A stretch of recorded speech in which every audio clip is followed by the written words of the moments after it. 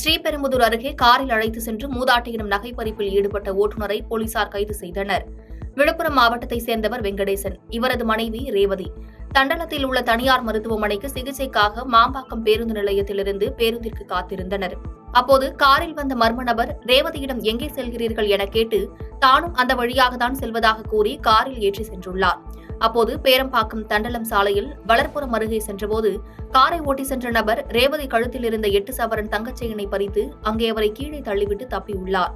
இதுகுறித்து தகவல் அறிந்து சென்ற ஸ்ரீபெரும்புதூர் போலீசார் சிசிடிவி காட்சிகளை ஆராய்ந்து நகை பறிப்பில் ஈடுபட்ட கன்னியாகுமரி மாவட்டத்தைச் சேர்ந்த கார் ஓட்டுநர் சிபு என்பவரை கைது செய்து 8 சவரன் தங்க நகையை பறிமுதல் செய்தனர். பாதகம் செய்பவரை கண்டால் நாம் பயங்கொள்ளலாகாது பாப்பா, மோதி மிதித்து விடு பாப்பா, அவர் முகத்தில் உமிழ்ந்து விடு பாப்பா. அண்மை செய்திகளை உடனுக்குடன் தெரிந்து கொள்ள இணைந்திருங்கள் இயம்நாடு தொலைக்காட்சியுடன்.